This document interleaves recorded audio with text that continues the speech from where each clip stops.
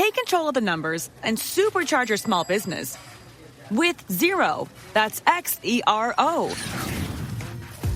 With our easy-to-use accounting software with automation and reporting features, you'll spend less time on manual tasks and more time understanding how your business is doing. 87% of surveyed U.S. customers agree Xero helps improve financial visibility.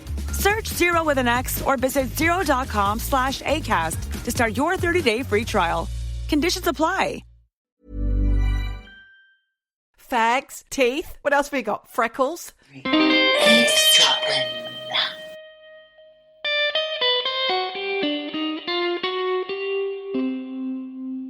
Oh, Michelle, look at you.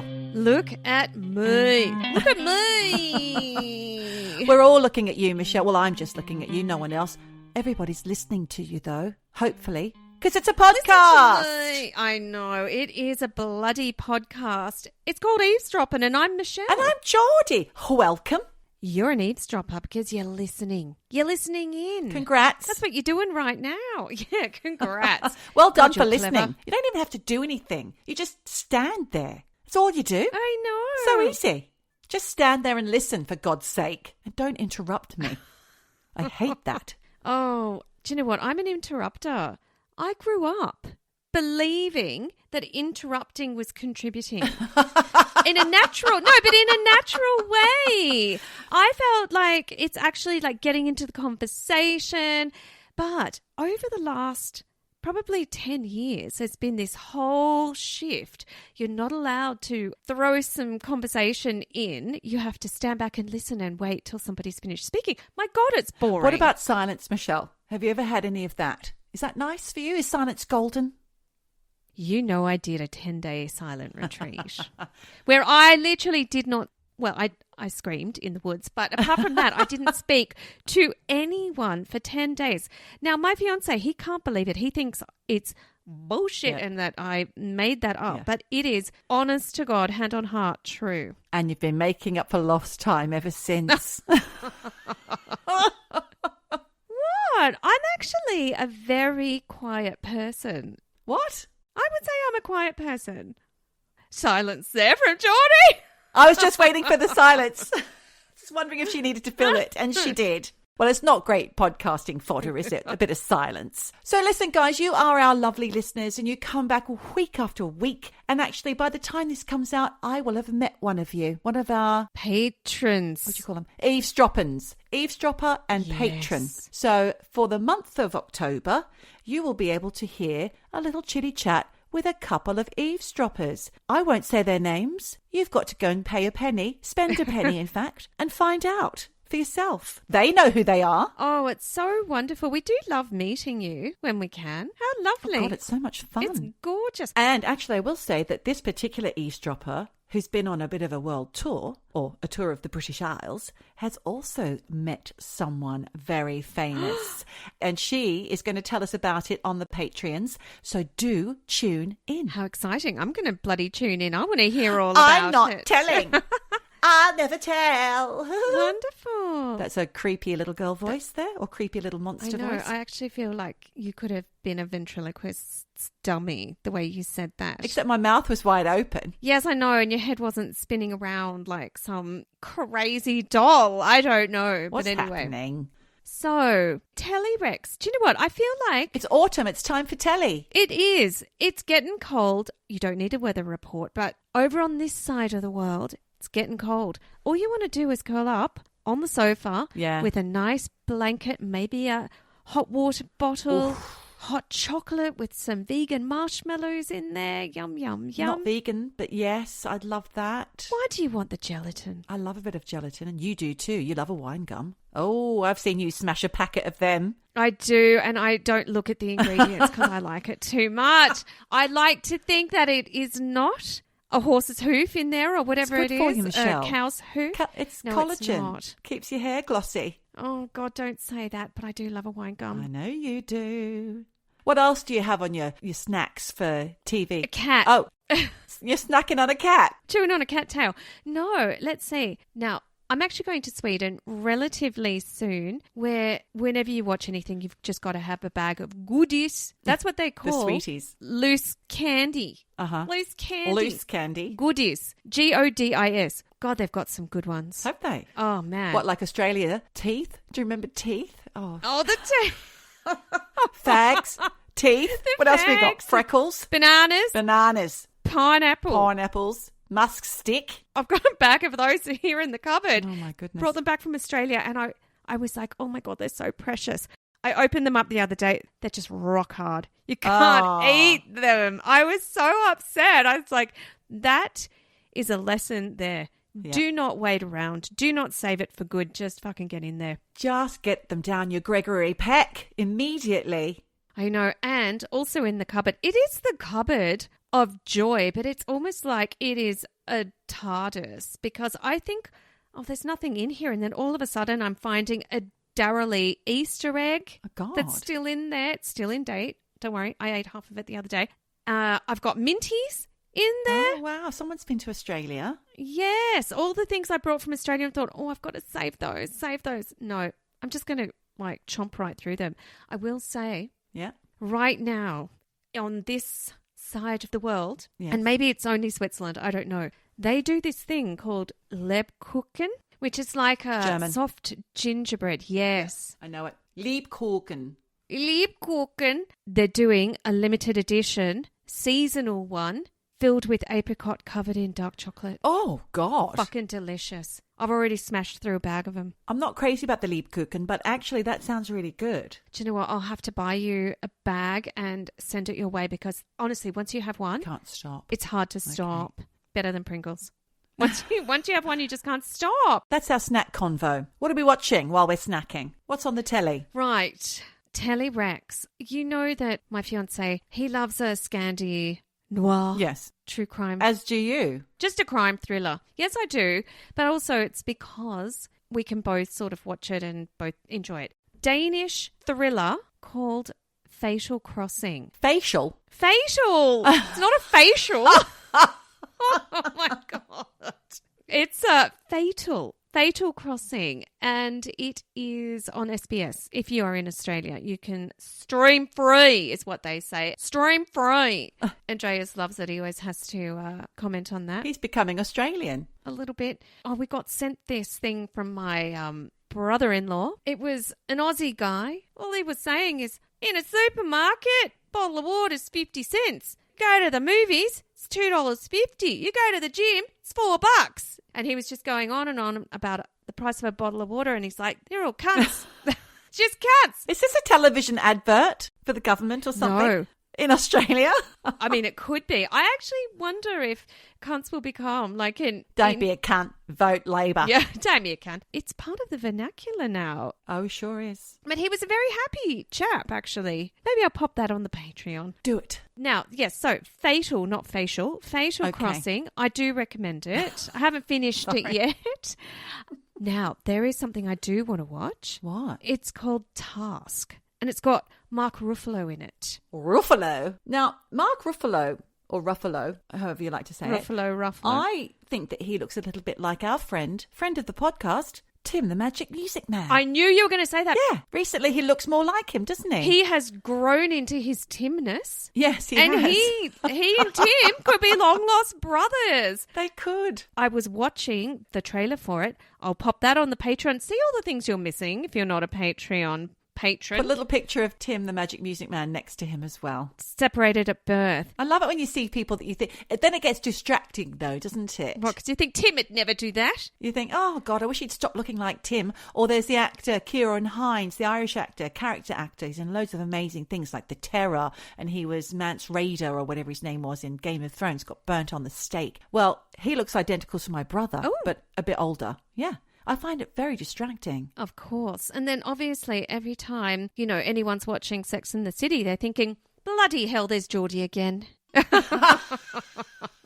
Cattrall. Or Absolutely Fabulous with Joanna Lumley. I still haven't done the throw my photo into ChatGPT. Too scared. Don't want to know. What are your telerecs? Don't have any. Oh, okay, good. I haven't had time. I've been a bit busy. I'm not trying to big myself up or anything. But every now and again, we'll watch a bit of comedy. And usually we only have time for the 15 to 20 minutes of Would I Lie to You? Current series. I think it's series 18 over on BBC iPlayer. And the other night we were watching it with my husband, who's an osteopath, a healer, if you like. And he said, oh, there's Chris. And I said, how do you know who that is? He's a comedian. Mm-hmm. And Paddy said, there's X, I should say. Yes. And I won't say his name because it turns out he's a patient of my husband's. But yes, he's a national comedian, national treasure. Oh, isn't that nice when you realise you're cracking the bones of someone famous? I don't know. He's had a few, actually. He's had quite a few well-known figures on his bed. Oh, that sounds awfully naughty. On his treatment couch, whatever you'd like to call it. Oh, gosh. Well, as long as it's not a casting couch.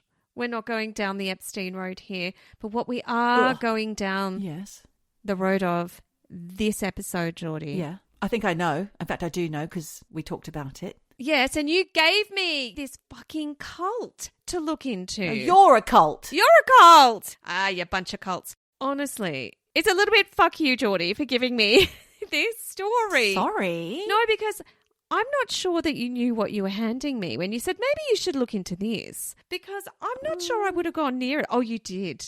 You did know what you were giving me. Oh, my God. It's such a good story, Michelle. You've got to tell it. You're the best at telling this one. Well, I don't know, because it is so convoluted. It's so difficult to understand. There is so much I can't include because we would need a 10-part podcast series. There is so much. But you know what? I'm going to give it a red hot go. And I will start off by saying, first of all, this story is about a cult called the Zizians. But A, they don't call themselves a cult. But to be honest, I don't think who does? Any cult does. Exactly. But B, they don't even call themselves Zizians. Oh. That is something the media calls them because they don't even call themselves a group because they reckon they don't even have a leader. Do they say that they know each other? Well, yes, they do. Okay. But I'm also going to say there are so many transgender pronouns that I have to navigate to even tell this story. And there's going to be dead naming. Oh, this is going to be good for a Gen Xer, isn't it? Oh, my God, they're going to kill me. I'm probably going to be dead naming. There's going to be times when I get it all wrong. Apologies in advance. Yeah, and call she or he and she or them and they or whatever, because it's really hard to keep on top of all that stuff in this story. Okay. So apologies in advance. I'm not trying to shit on anyone. I'm just trying to tell a story here, okay? Apologies. Apologies. Apologies from me. Apologies to you. Why do I always sound so Australian? So, we are heading to a place called Sonoma County, which is north of San Francisco in California. And I'm going to say that a lot of my info today comes from an excellent Wired article that I read. So thank you, Wired, and keep up the good work. So, one afternoon in mid-November in 2019, in a redwoods forest in Sonoma County, a guy called Sergeant Brian Parks of the local sheriff's office got a call from the police dispatcher. Someone at Westminster Woods, which is a wilderness camp tucked away off the Bohemian Highway, which sounds fucking great. Beautiful. I want to be on that highway. Well, someone there had phoned 911. They said a group of people in black robes wearing crazy, scary masks had driven up in a Prius, blocked the driveway, and were refusing to move. Now, Sonoma deputies were used to protests around Bohemian Grove. Oh, has it some penny dropped? It's Bohemian Grove. Yes. What, the Bohemian Grove?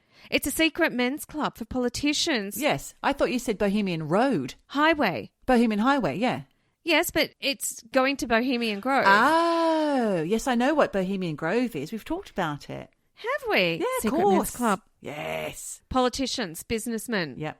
all go to this place. Yes, And that's a few miles down the road right from this Westminster Woods. So the police are like, oh, okay, maybe it's going to be something to do with that. Yeah. But Westminster Woods is not Bohemian Grove. It's a summer camp, and it was often rented out to church groups and schools and, non-profit groups. That weekend, it was hosting two very different groups. In one lodge, there was a reunion of alumni for the Centre for Applied Rationality, known as CFAR. In another lodge were 18 school children who were learning how to tie up ropes and do knots and shit. Like scouts. Yeah, it was a ropes course. Okay. For kids who were into knots, I guess. The dispatcher then added that someone had reported that one of the masked robe people, had a gun. And Sergeant Parks, he does not fuck around with that information. He immediately triggered a Code 3 response, which means sirens and backup and the works, right? Deputy Joseph Ricks joined him, and when they pulled into the driveway at Westminster Woods, it was weird.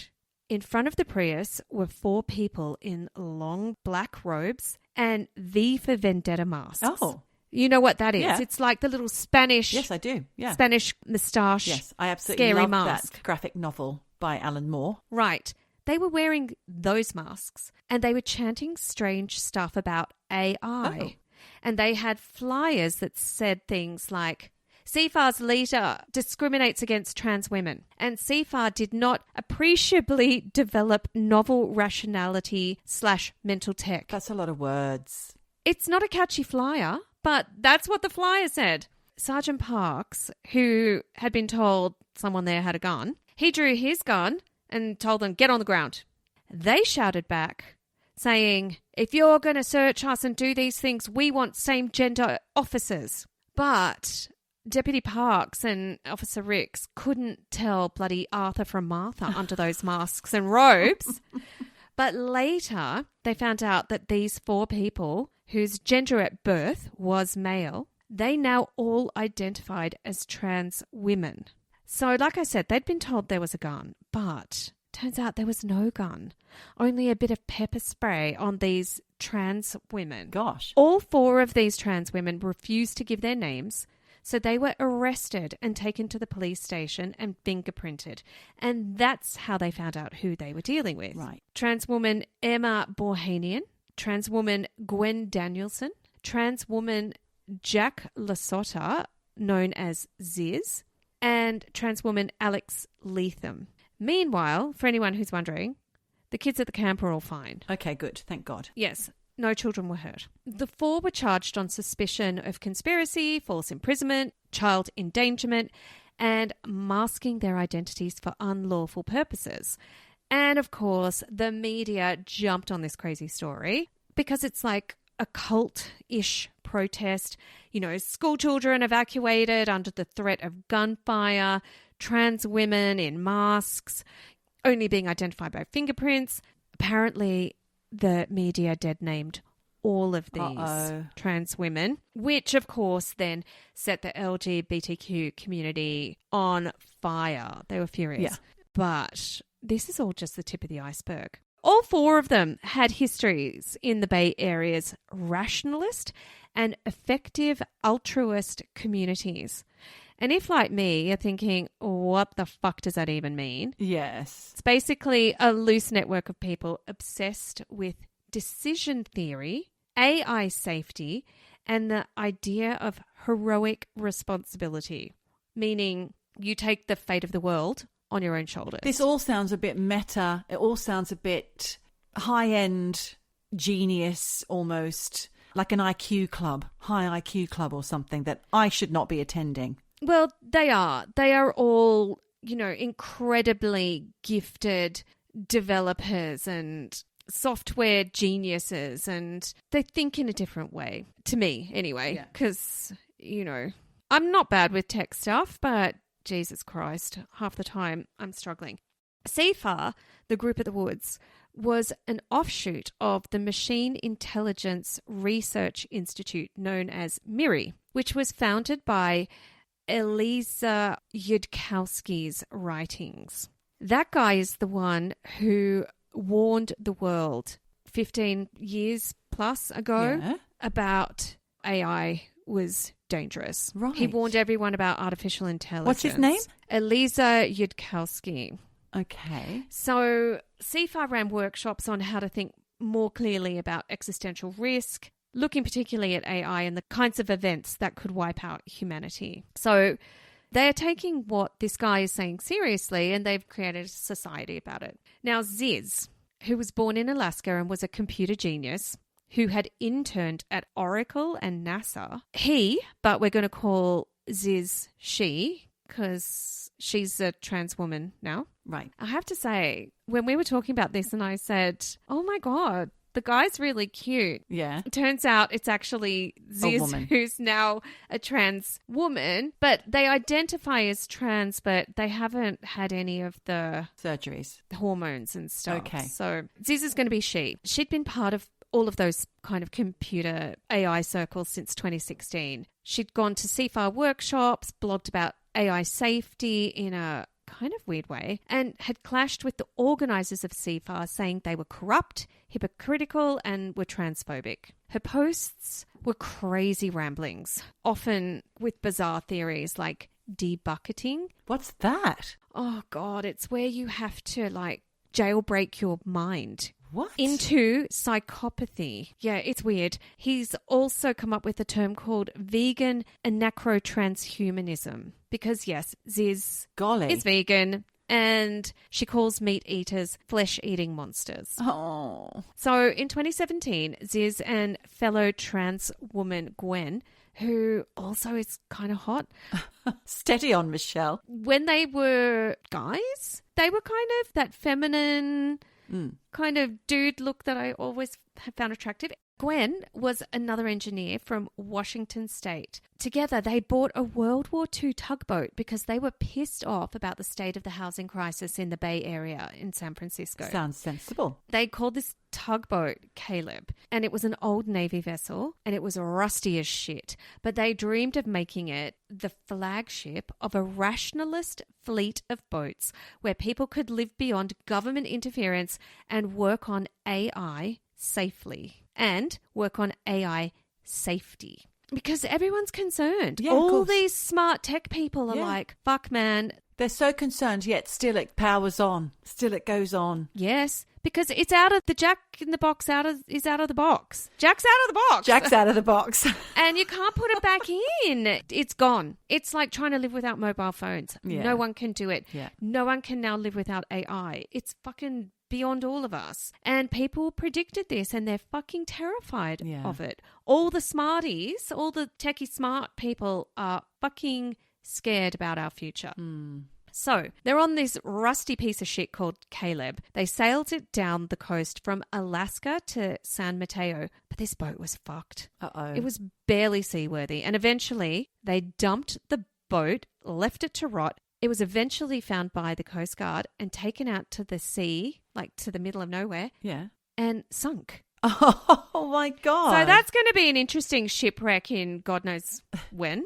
After that, trans friends Emma and Alex joined forces with Gwen and Ziz, and they were all indoctrinated into Ziz's worldview. And they began experimenting with unihemispheric sleep, which is where you try to stay half awake for days on end. That's a cult. To unlock new mental states. Oh, dear. They also tried to jailbreak their minds. They also identified as vegan Siths. Siths, like a Sith Lord from Star Wars. Yeah, Siths are the baddies from Star Wars. They're identifying as Siths. Okay. And look, all of this kind of sounds harmless, but it fucking wasn't, because in 2018, a trans woman called Maya Pasek, who was a member of, Ziz's Zizian circle, she killed herself. Oh. Allegedly because of these sleep experiments. Oh, her brain couldn't hack it. No, and she killed herself. And Ziz denied responsibility for that, but Ziz did write that Maya's suicide proved that the technique worked. And Ziz admitted that she was fascinated by breaking someone's mind apart and remaking it, whatever the Wow. cost. It sounds like Frankenstein's monster. A little bit. So by 2019, the Zizians' relationship with CFAR had gone completely sour. They accused the organisation of covering up child abuse, of blacklisting them, of betrayal and being transphobic, which is why they decided that day to take their protest to Westminster Woods in November 2019 with the black robes and the masks. Yeah. And to them, it was symbolic. But to everyone else, it looked like a cult staging an armed attack at a children's camp. So, Wow. it wasn't good. No. Now, in the years that followed, the Zizians, as they came to be called, they just said that they were whistleblowers. After they were arrested at that camp, they said the police had lied in their reports, that they'd exaggerated the threats, that they had deliberately misgendered them, and even claimed that they were sexually assaulted during the searches. Wow. God. They filed civil rights complaints alleging torture in custody. They said that they'd been stripped and ogled and denied food and medication and kept away under bright lights. But instead of supporting them, CFAR banned them from events, and an anonymous site called Zizians.info branded the whole thing a cult, and they pinned Maya's 2018 suicide on them. Inside the group, this kind of banishment from CFAR only confirmed the story that they were telling themselves, which was rationalists were evil and that no one else except them could save the world from AI. And in 2020, Ziz and his cult friends filed a federal civil rights lawsuit against Sonoma County, accusing deputies of excessive force and mocking them for being trans. And in 2021, a judge looked at it, dismissed it. Oh. Dismissed the whole thing. So now we're in pandemic times when people were constantly online, and it seems Ziz got clever and began recruiting autistic trans women who were at that moment alienated from families and jobs and friends. He kind of was recruiting them, telling them everyone was evil, including meat eaters, landlords, corrupt rationalist leaders, and to people who were already estranged and isolated during these COVID times, it all seemed to resonate. But in late 2021, Gwen, who was one of the earliest followers, was dead. Apparently, she'd hung herself and was not found for days. Oh, God. Friends outside of the Zizians said Gwen was deep into Ziz's sleep deprivation practices and was convinced that she was breaking through into higher states of consciousness. When Gwen died, Ziz was unfazed by it, even though they had been really good friends. And apparently Ziz even blogged that it proved her commitment to the experiments, showing that you couldn't pursue transcendence without casualties. So Ziz is got no compassion for any of this stuff. No, sounds a little culty. Yeah, culty. Psychopathic is what I was going to say. Yeah. So the Zizians were kind of getting smaller. They're all killing themselves. Although Emma and Alex were still there, along with a few new ones, and together they were now living in trucks and trailers and RVs because of this housing crisis. That sounds like a great idea. I like that. They were all living in all these vehicles, and they moved all their trucks and whatnot into a lot in Vallejo in California, which was owned by a man called Curtis Lind. Curtis was in his late 70s, and he let them park there, and for a while it all worked out. But because of COVID, no one had any money and there were disputes about rent. Curtis said they'd stop paying. And he also said that they'd gone to other trailers that were on the lot and padlocked them. Oh. So he was like, you got to go. And he tried to evict them, but they refused to leave, and it got nasty. So nasty that one day one of the Zizians pulled a knife on Curtis. Oh. After that, Curtis started carrying a gun. He's in his 70s, right? Nearly 80. Oh. Nearly 80, right? On November 15, 2022, it all blew up. Curtis got a call about a water leak over on the lot, so he came down. He later told police he was ambushed. He was hit over the head and repeatedly stabbed. They tried to sever his head from the back. Oh, my God. They had a samurai sword and they stabbed him, and it went all the way through him. Oh, And gee this guy, whiz. poor Curtis, nearly 80 years old, had 50 plus slashes all over his body. That poor old bugger. His right eye was punctured 3 times. But Geordie, somehow he didn't die. And he regained consciousness long enough to fire that gun. Yes. And 31-year-old Emma, trans woman Emma, was killed. Oh, dear. Another person was hit but survived. And Curtis himself, he lived. That's incredible. It sounds like he's been through an ordeal. Well, he was blind in one eye and absolutely covered in scars. But obviously the fallout was immediate. Police arrested 2 Zizians and charged them not with the attempted murder of Curtis, but with Emma's murder. Because California's felony murder rule means that if you set in motion a crime that leads to a death, you could be charged with that death, even if it was your own mate who was killed. That's bizarre. This trial is scheduled for October 25. Oh, my gosh. That hasn't Literally even gone to weeks trial away. yet. Wow. No. Ziz, however, was not charged, but police did contact her during the investigation, and of course, Emma's death shook this group. She had been one of the 4 arrested at the Westminster Woods, and now she was dead. So when Zizians talked about what happened, Emma was a martyr. Curtis became a slaver. This is what they love to call people. They call them slavers. The murder charges against the others was, in their minds, just another example of corruption and transphobia. And Curtis became a threat. Because he survived, he was now going to testify at the trial. Yes, of course. Right. Oh, dear. Meanwhile, during this time, it seems Ziz disappeared. Take control of the numbers and supercharge your small business with Xero. That's Xero. With our easy-to-use accounting software with automation and reporting features, you'll spend less time on manual tasks and more time understanding how your business is doing. 87% of surveyed U.S. customers agree Xero helps improve financial visibility. Search Xero with an X or visit Xero.com/ACAST to start your 30-day free trial. Conditions apply. In August 2022, she drowned in a boating accident. Friends and family posted eulogies, and the group, the Zizians, were just fucking devastated and leaderless. Well, but Ziz faked her own death. I was going to say, was it real?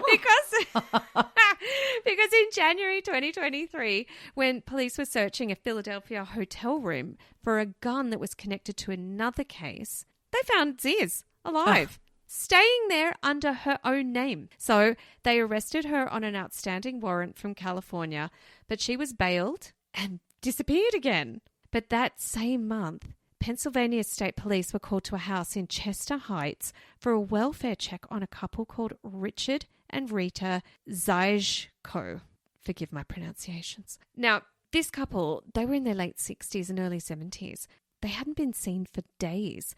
When the police went inside, they found both Richard and Rita were dead. Oh, no. Rita had been shot in the back of the head and Richard had defensive wounds and a gunshot to the temple. Oh, dear. There was no sign of a break-in, so authorities thought the shooter must be someone the couple knew. They got doorbell ring camera footage from across the street. And when the authorities looked at it, they saw a car pulling up to the house at 11:29 on New Year's Eve. 2 minutes later, a high-pitched voice is heard shouting what sounds like, "Hi, Mum!" Oh. The couple's only child, daughter Michelle Zizians, became a person of interest, obviously. Right. Turns out Michelle was part of the Zizians. She was alleged to have bought guns, later linked to another killing, and to have been in contact with a suspect in Curtis's case. She'd also been speaking to Ziz in the months before, and it's alleged that Ziz had urged her to kill. Oh, no. This is like the Manson family. And I'm not even giving you all the details here. Sure. But spoiler, Michelle did it. Yeah. She killed her parents. Right. And when they went to arrest her, they found Ziz in her hotel room. Oh, God. And Ziz was arrested for disorderly conduct and interfering with the police investigation. Right. So we've now got 5 deaths linked to the Zizians. Wow. 2 suicides and 3 shootings. And it's not over, Geordie. Oh. By early 2023, Ophelia Buckholt was a name that started to surface in connection with the Zizians. She was trans, she was German, and a total maths genius. She had a high-paying job in the US to do with, techie stuff, and the US visa was given to her because of her job. But by 2023, she'd quit that highfalutin job. That put her visa at risk. And friends say she just dropped off the radar. What was actually going on is that by early 2025, she was on the road with another Zizian member called Therese Youngblood. They were living in hotels and Airbnbs. They were wearing black tactical clothing. They both had guns. And one day, while they were in Vermont, a hotel worker saw what looked like a gun in an exposed holster on, I'm not sure if it was on Therese or Ophelia, and this guy called it in. So officers went and, went to speak with them and said, what are you doing in Vermont? And they said, we're here to buy real estate, and they were let go. So they began driving around Vermont, but they went to the store and bought foil and wrapped their phones in foil so they couldn't be tracked, right? And on the morning of January 20 this year, they were pulled over for a routine immigration check by police because they were close to the Canadian border. And the car was registered in North Carolina to Ophelia. So when the police did a little check, they mistakenly flagged her visa as being expired. So the two officers approached the car. Shots were fired, and 2 bullets hit Officer David Malland. Oh, no. The other officer fired back, and Ophelia went down. Therese, and I'm not sure if she's trans or not, was badly wounded, but she survived. And when it was all over, when all the gunshot was over, David Malland and Ophelia Buckholt were both dead. Turns out, though, David was not just a police officer. He'd been a Homeland Security officer for 15 years and a Pentagon security guard during the 9/11 attacks. Oh, my goodness. He'd served in the Air Force and he was about to get married. Oh, no. I know. So he got the whole flag-draped coffin in a motorcade across Vermont. He was the first Border Patrol agent killed by gunfire in over a decade. And his death was big fucking news. And this meant the Zizians' name was dragged into the spotlight again. So for Ophelia, this was the end of a double life because to her colleagues at her high-paying fancy job, they could not believe that she died in a shootout with federal agents. Sure. Her phone wrapped in foil. Dressed in tactical gear, whatever that is. Well, I think it's like black camo, And those goggles, night vision goggles. All that shit. But to the Zizians, she was a martyr, gunned down by the state. Another one. one. So going back to Curtis Lind, the old guy who survived that horrific stabbing in 2022. Poor thing. He was lined up to be the star witness, right, for this murder trial. And his testimony could put these two Zizians away for decades. In January 2025, just 3 days before Ophelia and, this whole shootout, someone grabbed him outside his gated property and he was stabbed again. Oh. But, Geordie, this time they slit his throat. Oh, God. And he died. But the message was clear here.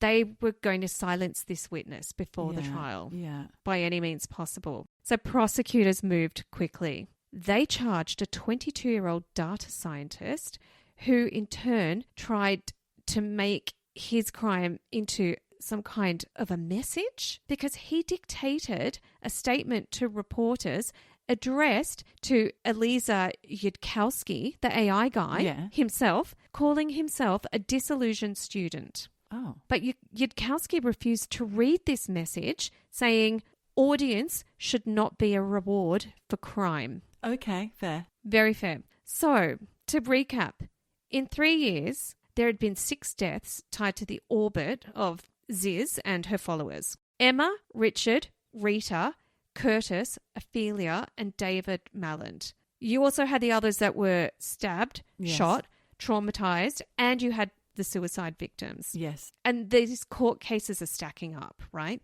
You've got the felony murder trial for Emma's death, charges for Curtis's killing, charges for the Vermont shooting, and at the center of it all is Ziz.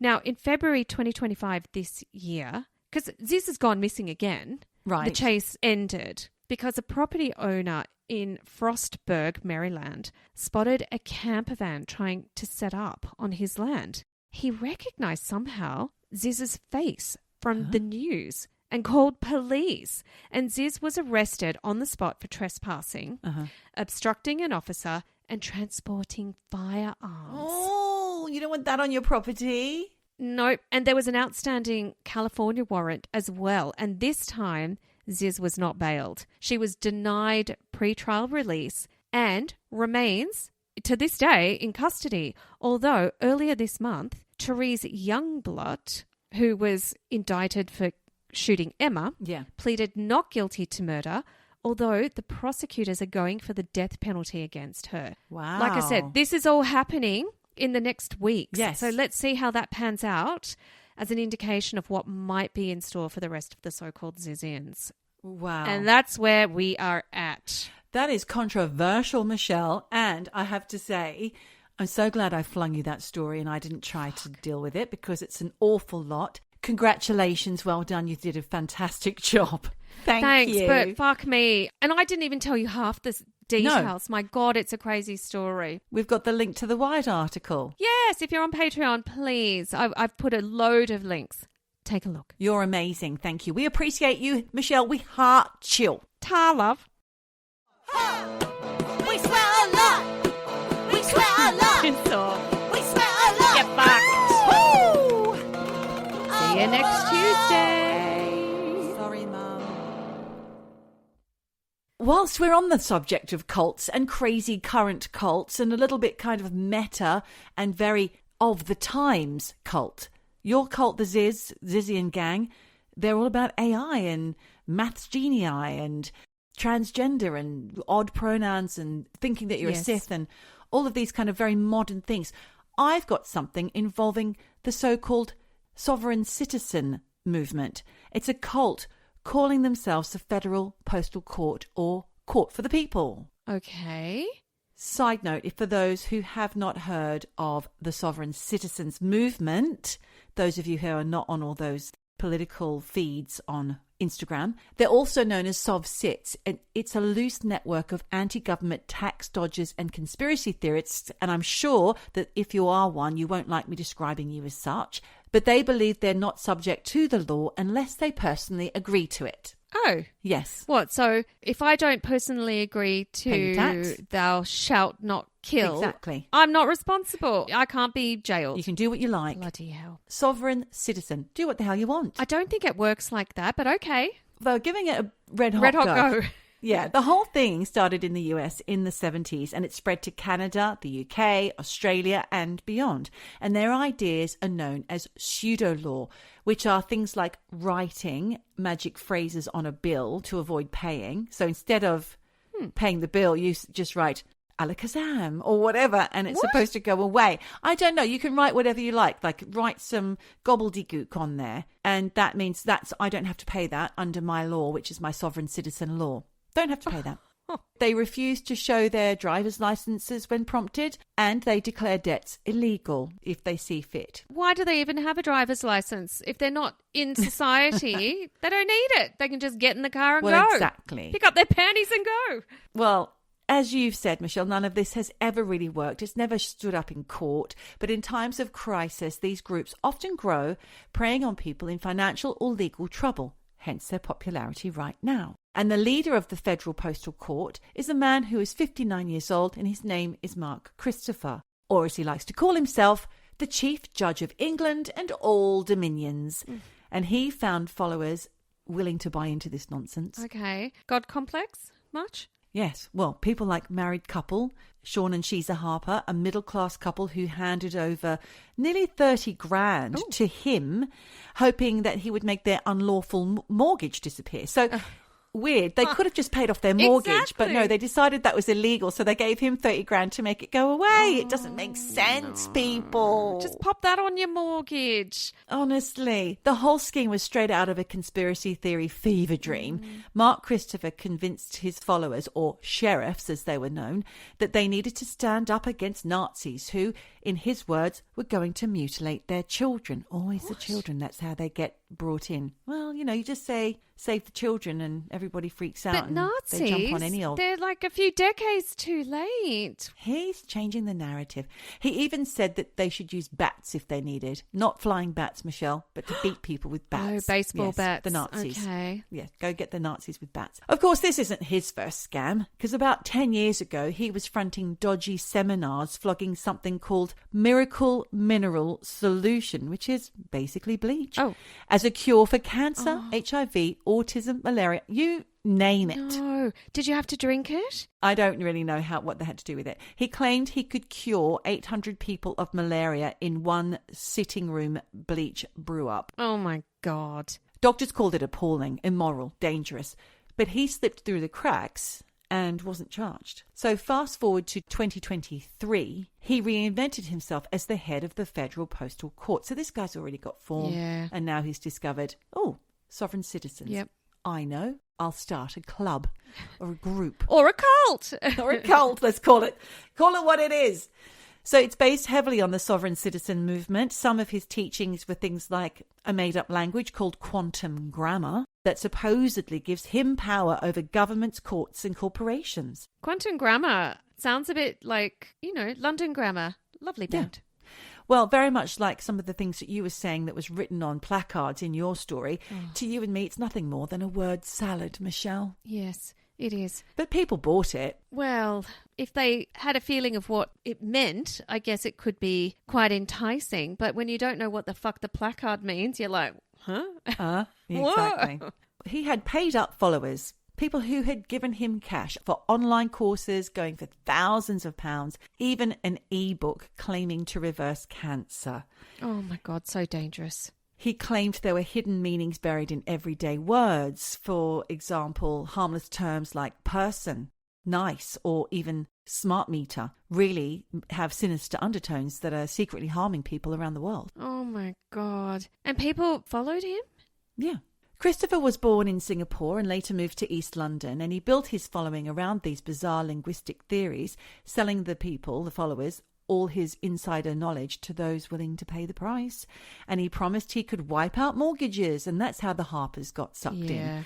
And how they wound up trying to arrest and abduct a coroner in Essex. Oh, shit. This is where the story starts. Mark Christopher was convinced he held judicial powers and even posed online in judges' robes and suits, presenting himself as the head of this self-styled Federal Postal Court. And in April 2023, he rallied his followers to put these delusions into action. Right. They all got their high-vis jackets on. They carried handcuffs and placards. Christopher, another guy called Matthew Martin, and Sean and Sheeza Harper all stormed into courtroom 2 at the courthouse in Chelmsford, looking to abduct Coroner Lincoln Brooks over suspected fraudulent activity.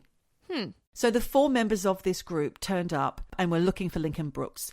Luckily, Coroner Brooks wasn't in the building because he'd been delayed by a family matter. But there was another coroner in court that day, Michelle Brown. She was forced to face them as they announced their plan to shut down the coroner's court, abduct Lincoln Brooks, and drag him off to a police station, claiming that they had the authority to do so. What? Oh my gosh. They burst in. They wanted to get that guy and take him to the police. So Michelle called Lincoln Brooks and told him, those people who are in that letter, they're coming to get you. Oh, shit. You see, Coroner Brooks had been receiving several letters delivered to his office between March and September in 2022. Lincoln Brooks says this: I received half a dozen very unusual letters in the post. When I opened the first one, I couldn't make out some of it. It was written in such a way, it was gobbledygook, gibberish, legal sounding, but not legal. There were occasional legal words, but not used in any legal way. It didn't mirror any normal English. It was very bizarre. Dealing with the bereaved, I deal with lots of vulnerable people, so I do get lots of people who are distraught and not talking a lot of sense. I tried to find out what they needed of me and if I could help, but I couldn't make any sense of it whatsoever. I couldn't really do anything in reply. So he actually came at that letter from an angle of concern.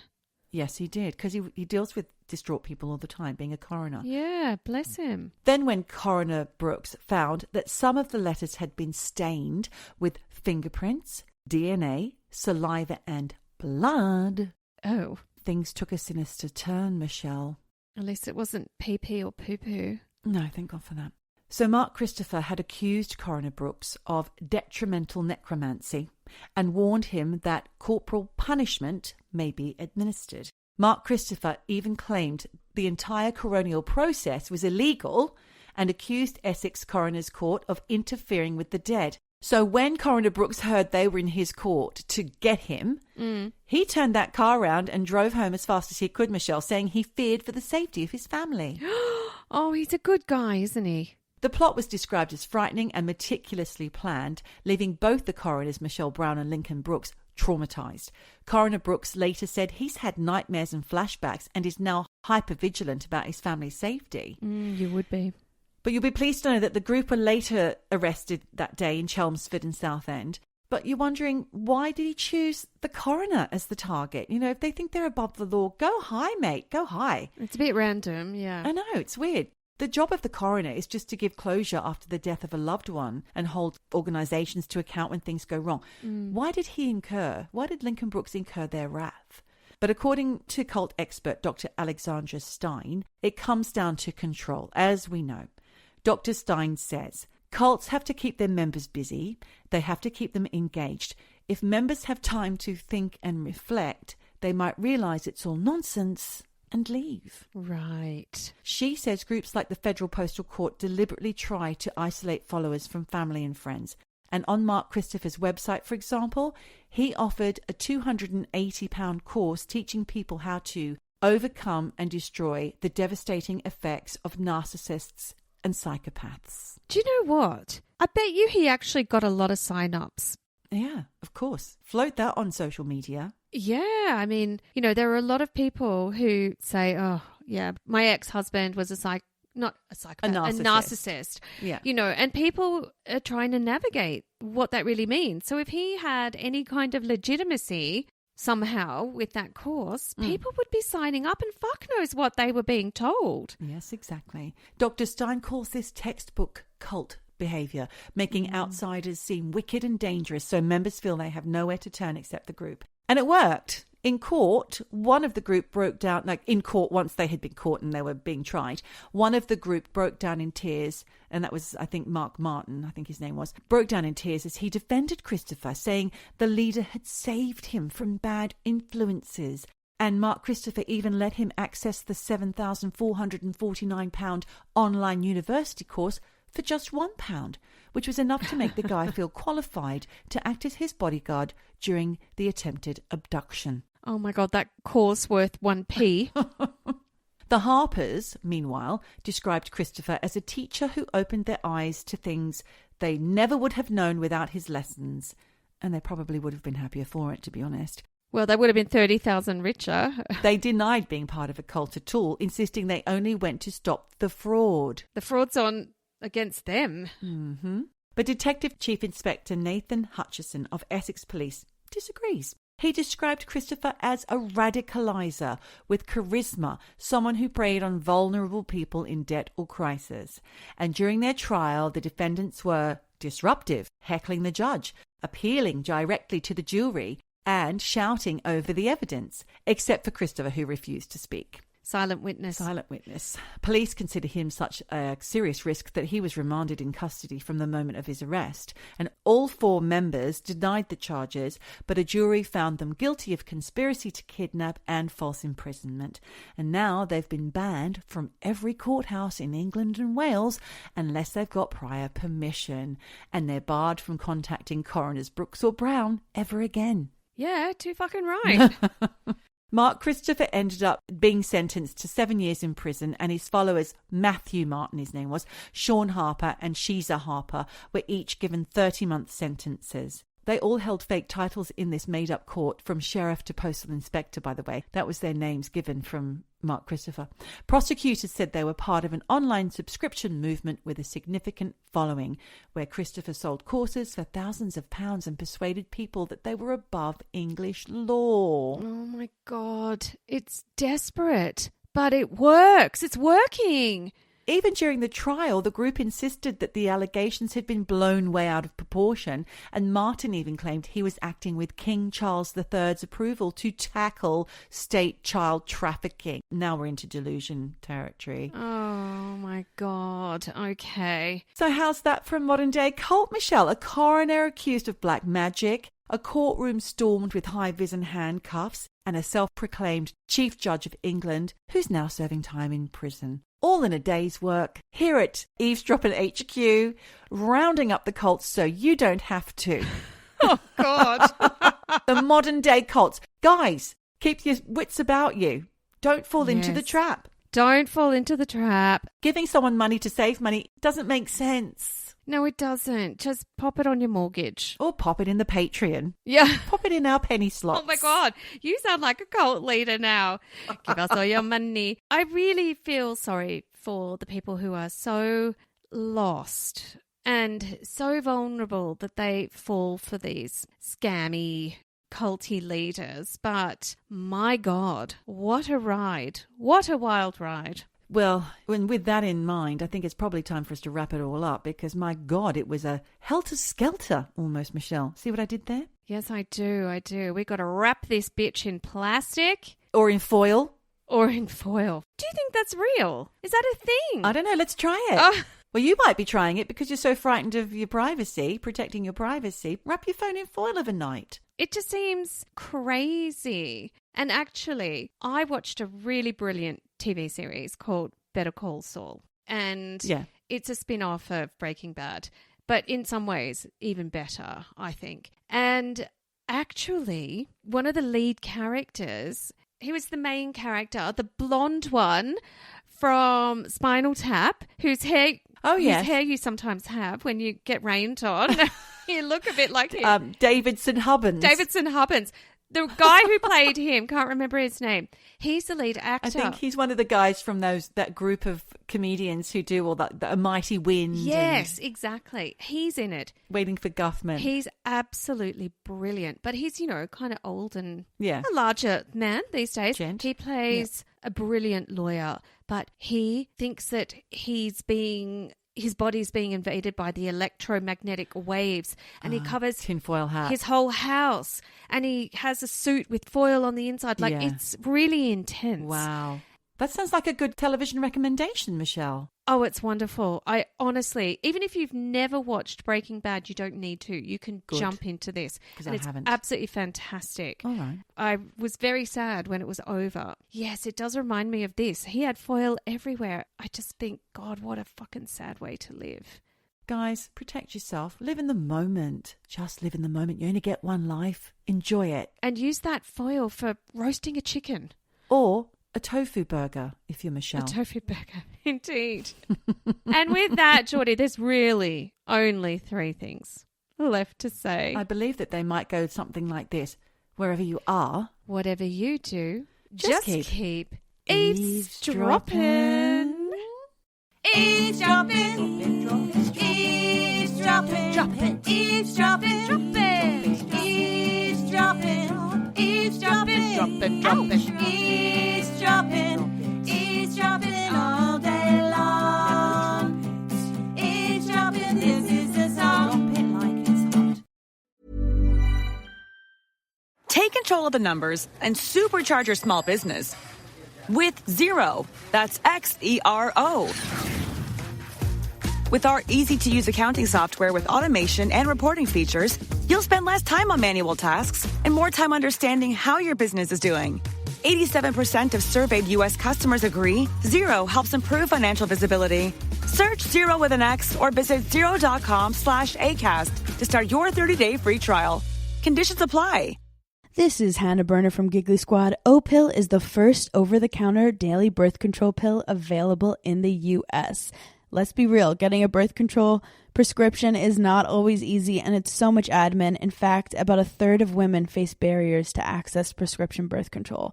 Between scheduling appointments, missing work, class, or just trying to exist, it's a lot. But now Opill is putting birth control in our control. Opill is a daily birth control that's FDA approved, full prescription strength, and estrogen free, and 98% effective when used as directed. Grab it online or at most major retailers, no prescription or doctor's appointment needed. So if you're thinking about birth control, check out Opill to see if it's right for you. Use code GIGGLY for 25% off your first month of Opill at OPILL.com. That's code GIGGLY at OPILL.com. Birth control in your control. We love to see it.